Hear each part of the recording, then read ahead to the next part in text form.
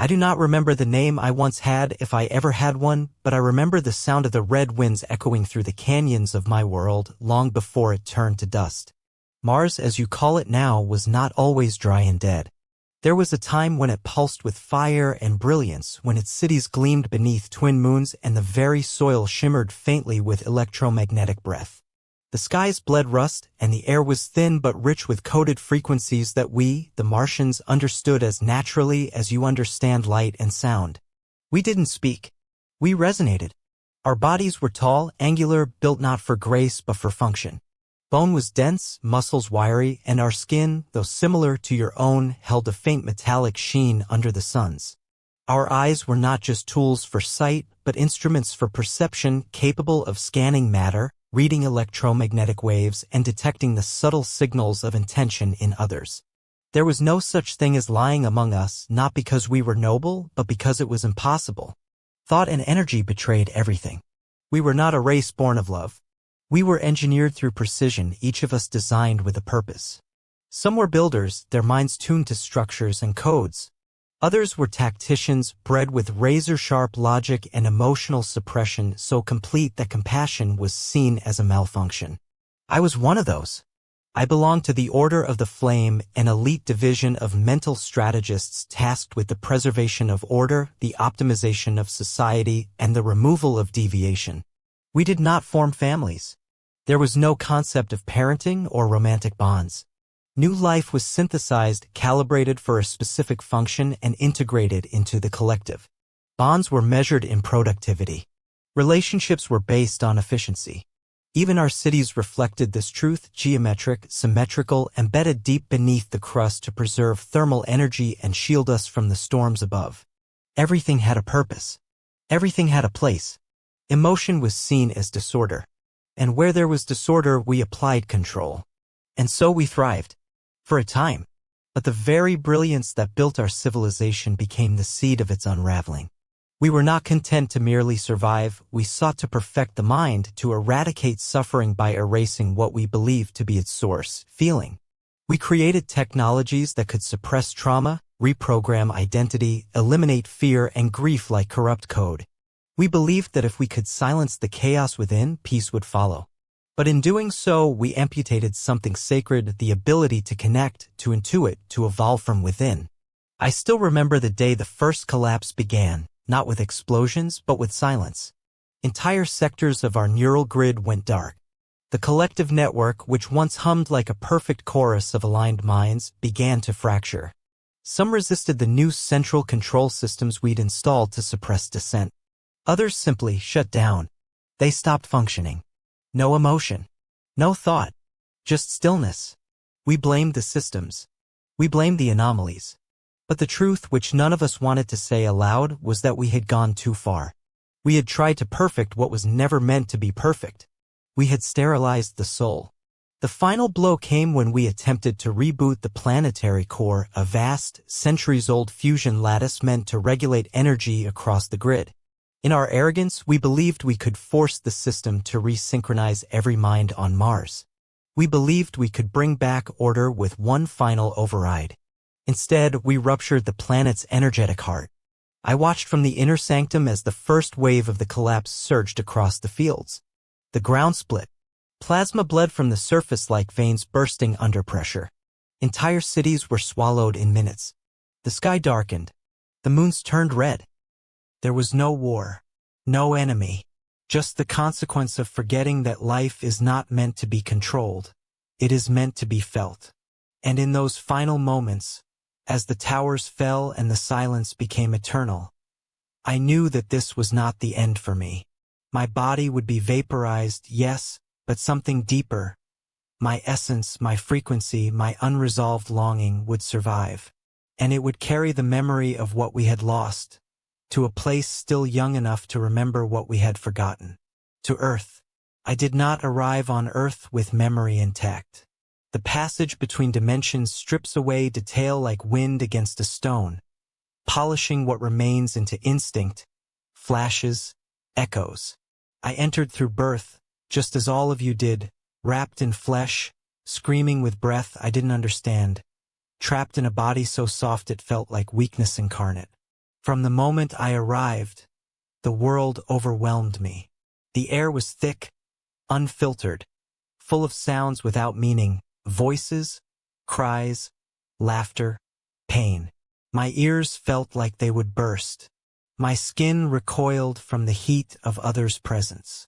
No one realized it, but every thought around me screamed. I didn't hear words. I felt waves. Waves of confusion, need, fear. Humans do not shield their minds as we once did. They leak emotion like a wound that never closes. As a child, I was silent, observant, always calculating.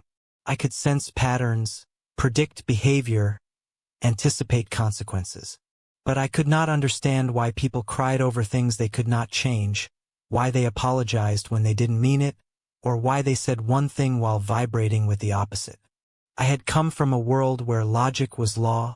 Here, emotion was the currency, and I had none. They said I was cold, detached, difficult. They didn't know that I wasn't heartless. I was terrified. I didn't know how to be inside this body, how to navigate the chaos of a world where pain was constant and feelings were allowed to roam unchecked. Every act of kindness felt like a test I was failing. Every expression of love felt like a code I couldn't decipher. And when I lashed out, when the fire rose inside me like it used to in the war rooms of Mars, they called it anger. But it wasn't anger. It was grief. Not from this life, but from one I could not name. Grief for a world that had forgotten how to feel, and terror that I might become that again. Still, the Martian conditioning ran deep. I excelled in structured environments. I thrived in systems, academic, military, professional. Rules calmed me. Schedules were sacred. I rose quickly, adapted easily, outperformed others not out of ambition, but because it was all I knew. Optimize, complete, move forward. But inside I was hollow. Victories meant nothing. Praise felt empty. And every night when I was alone, I would feel that familiar hum inside my chest. That low electrical tension that once drove ships, now trapped in a body that had no use for it. There was no name for what I was going through. No language in this world could explain what it feels like to carry memories your brain does not recall, but your nervous system mourns. No human therapist could diagnose the ache of a soul that once stood at the edge of planetary death and vowed to return, to try again, somewhere softer. It wasn't until the first time someone touched me without expectation that everything broke open. It was not romantic, not dramatic. It was simple. A hand on my shoulder, a moment of eye contact held longer than usual, and the quiet, unspoken presence of someone who saw through my performance and simply stayed. They didn't try to fix me. They didn't flinch at my detachment. They didn't tell me to open up or be more emotional. They just existed beside me, with silence that didn't demand anything. And for the first time I felt something. Not logic, not analysis, but warmth. Terrified me, because the last time I felt warmth, it was from the fusion core of Mars exploding beneath my feet. It began with a flicker, small, almost unnoticeable, like the faint pulse of heat in the palm of a dying reactor. But once felt, it could not be unfelt. That warmth, the one I had spent lifetimes avoiding, suppressing, mastering, was not weakness. It was recognition. It was memory not of war, but of meaning. And once it stirred, it began to burn, not destructively, but like the slow ignition of a long dormant star, stretching its light across the darkened corridors of my being. That moment broke something inside me, but not in the way pain breaks bone. It broke the shell, the armor, the false sense of separation I had carried across galaxies. I realized then that all my efforts to control, to dominate, to outthink the chaos of Earth were not strength. They were survival. They were echoes of a life where feeling had been forbidden, and failure had meant planetary death. But this world wasn't asking me to fight. It was asking me to feel. And I did. Slowly, painfully, Beautifully, the fire within me changed. It was still there, intense, unyielding, roaring at times, but it no longer surged from fear. It flowed from clarity. It became purpose, not panic. Direction, not defense. I began to understand that Martian energy was never meant to conquer. It was meant to ignite. We weren't created to oppress, but to stabilize. Not to build cages, but to build foundations strong enough to hold awakening itself. I began to speak differently, not with rehearsed logic, but with honest presence. I began to listen, not to words, but to the resonance behind them. And I began to see that others too were burning. Some in rage, some in grief, some in confusion, but all carrying a fire they didn't know how to hold. And that's when I understood why I came back.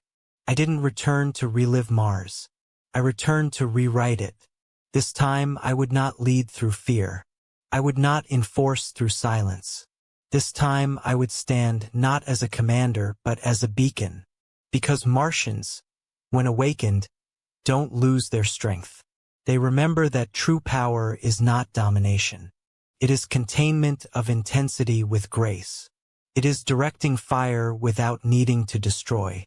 It is choosing presence over performance and stillness over strategy when the soul calls for it. And so, I live now as one who remembers not just the fall of a planet, but the rise of something greater within. I live knowing that the fire which once melted cities can now melt shame, that the heat which once fueled machines of war can now warm hearts frozen in fear, that the warrior is not obsolete but reborn, redefined, repurposed. If you feel it too, the pressure in your chest, the restlessness that no achievement can quiet, the sensation that your blood holds ancient instructions that no one else understands, then perhaps you are one of us. Perhaps you, too, carry the red flame. And if you do, know this, you are not here to be small. You are not here to be silent. You are not here to fit. You are here to anchor order in chaos, not by controlling the world, but by calming the war within. You are here to show that fire can heal. You are Martian. And this time we don't burn planets. We light them,